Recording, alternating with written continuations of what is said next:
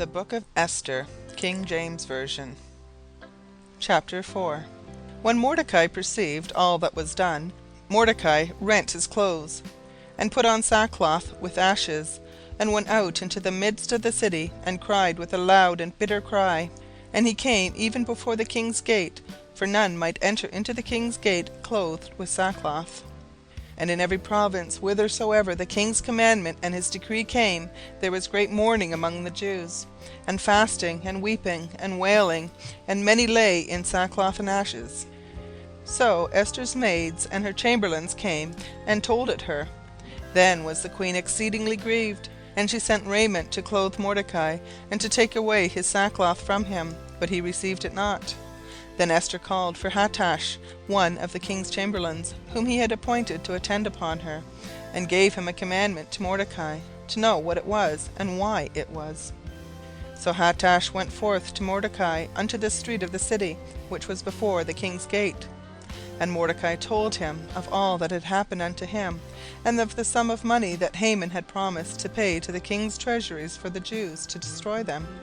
Also he gave him the copy of the writing of the decree that was given at Shushan to destroy them, to shew it unto Esther, and declare it unto her, and to charge her that she should go in unto the king, to make supplication unto him, and to make request before him for her people. And Hattash came and told Esther the words of Mordecai. Again Esther spake unto Hattash, and gave him commandment unto Mordecai. All the king's servants and the people of the king's provinces do know, that whosoever, whether man or woman, shall come unto the king into the inner court, who is not called, there is one law of his to put him to death, except such to whom the king shall hold out the golden scepter, that he may live. But I have not been called to come in unto the king these 30 days. And they told to Mordecai Esther's words. Then Mordecai commanded to Esther, Think not with thyself that thou shalt escape in the king's house more than all the Jews. For if thou altogether holdest thy peace at this time, then shall their enlargement and deliverance arise to the Jews from another place, but thou and thy father's house shall be destroyed. And who knoweth whether thou art come to the kingdom for such a time as this? Then Esther bade them return Mordecai this answer.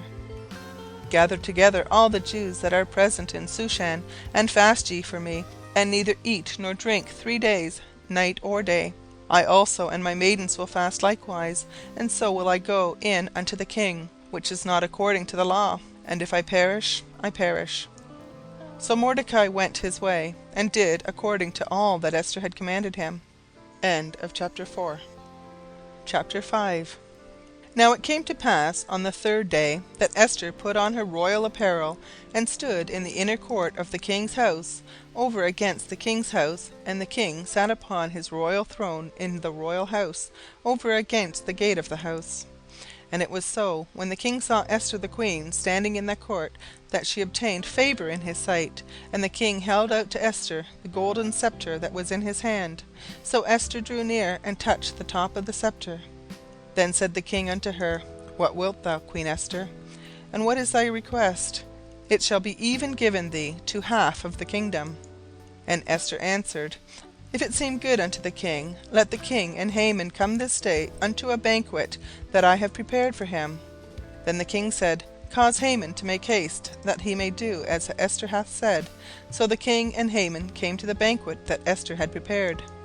And the king said unto Esther at the banquet of wine, What is thy petition? And it shall be granted thee. And what is thy request? Even to the half of the kingdom it shall be performed. Then answered Esther, and said, My petition and my request is, if I have found favour in the sight of the king, and if it please the king to grant my petition and to perform my request, let the king and Haman come to the banquet that I shall prepare for them, and I will do tomorrow as the king hath said. Then went Haman forth that day joyful with a glad heart.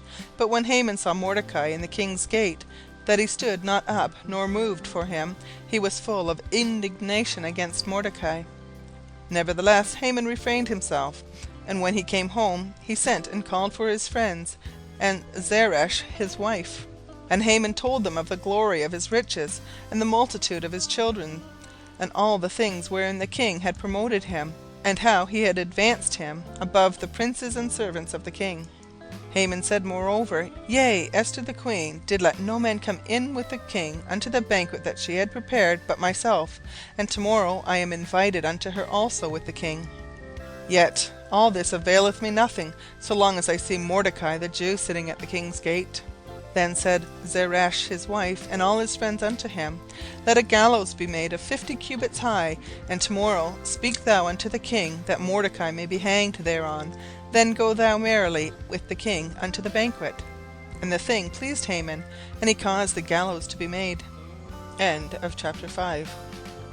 Chapter 6. On that night the king could not sleep, and he commanded to bring the book of records of the Chronicles, and they were read before the king. And it was found written that Mordecai had told of Bigthana and Teresh, 2 of the king's chamberlains, the keepers of the door, who sought to lay hand on the king Ahasuerus. And the king said, What honour and dignity hath been done to Mordecai for this? Then said the king's servants that ministered unto him, There is nothing done for him. And the king said, Who is in the court? Now Haman was come into the outward court of the king's house to speak unto the king to hang Mordecai on the gallows that he had prepared for him. And the king's servant said unto him, Behold, Haman standeth in the court. And the king said, Let him come in. So Haman came in, and the king said unto him, What shall be done unto the man whom the king delighteth to honour? Now Haman thought in his heart, To whom would the king delight to do honour more than to myself? And Haman answered the king, For the man whom the king delighteth to honour, let the royal apparel be brought, which the king useth to wear, and the horse that the king rideth upon, and the crown royal which is set upon his head.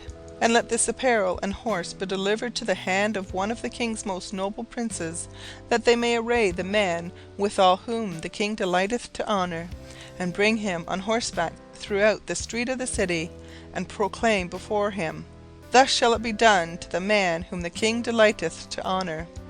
Then the king said to Haman, Make haste, and take the apparel and the horse, as thou hast said, and do even so to Mordecai the Jew, that sitteth at the king's gate. Let nothing fail of all that thou hast spoken. Then took Haman the apparel and the horse, and arrayed Mordecai, and brought him on horseback throughout the street of the city, and proclaimed before him, Thus shall it be done unto the man whom the king delighteth to honour. And Mordecai came again to the king's gate. But Haman hasted to his house mourning, and having his head covered. And Haman told Zeresh his wife, and all his friends, everything that had befallen him. Then they said his wise men, and Zeresh his wife unto him, If Mordecai be of the seed of the Jews, before whom thou hast begun to fall, thou shalt not prevail against him, but shalt surely fall before him.